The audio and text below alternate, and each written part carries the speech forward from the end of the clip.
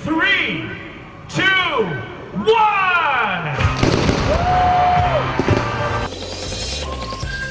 Dungan sa pagpasiga sa dakong Christmas tree nga nahimutang sa Fuente Circle, nidan ag usab niini ang paglaom ngadto sa mga tumatanaw. Nagbilin kini og pahiyom sa matag sugboanon nga nang hinaot nga motapos ang tuig 2022 nga luwas og baskog ang panglawas. Usa sa mga nang hinaot niini mao si Brendon Cabarubias, ang midisenyo sa higanting Christmas tree karong tuiga. Si Brendon ang designer gihapon sa nilabayng tuig diin gipahapa kini sa Bagyong Odette ang Christmas tree nga iyang gidisenyo. Karong buntaga atong sayran ang tema nga iyang napili karong tuiga, lakip na ang iyang inspirasyon sa paghimo niini dinhilang sa GMA Regional TV Live.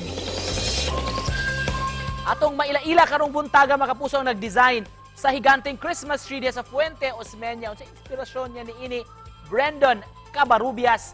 Bayong buntag ug maupay na aga Merry Christmas Sir Brendon. Kumusta? Ug welcome sa GMA Regional TV Live. Pakigreet lang una sir atong mga kapuso nga nagtan-aw. Sir, maayong buntag kanatong tanan, ilabi na sa atong mga kapuso viewers. Maayong Pasko pod kanatong tanan ug ang sa tanang GMA Regional TV Live viewers. Salamat sir for joining us. Nagpalampuson gyud atong December 1 ang pagpasiga sa imong gi-design nga Christmas tree diha sa Fuente. Unsa may inspirasyon og tema nini karong tuiga sir? Ang tema na mo karon sir is mainly ang pag-acknowledge sa atong gift of existence gani sir, ang atong tree of hope.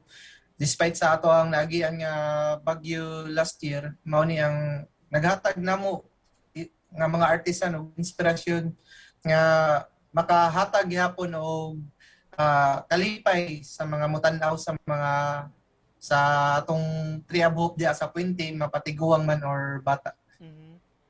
Unsay kalainan sa Christmas tree nga imong gibuhat o imong gi-design karong tuiga sir compared sa miaging mga katuigan? Ang nakalahi karon sir is more on ni focus mi og kanang mga gift or mas nya gift nga which is para na mo gift of existence gihapon sir mga beside in despite na tumba ang tong Christmas tree na to last year. Nagyapon ta karon nagbarog. Well, you're on that sir kay tinuod sa katuig na gyud human mikuso-kuso ang bagyong Odette. Ito may gibatik nimo last year sir dang nahitabo to og sa taon sa nahagba ang Christmas tree nga inyong gitrabaho. Siyempre sa una sir na nasagmuyo mi sir sa nahitabo. Siyempre isip leader sa nagtrabaho ato nga tree of hope. Medyo na sakitan sad sir nga ang among gibuhat nga obra maestra natumba sad sir ba, pero sa kato gyapon sir wala nagpakaligon gyapon mi, nagampo gyapon mi ni Senior Santo Niño nga tagaan gyapon mi kusog nga isip ikaduha na mo karon nga year nga naghimo gyapon, makapabarog gyapon mi sa atong gihinam-hinam nga tree of hope.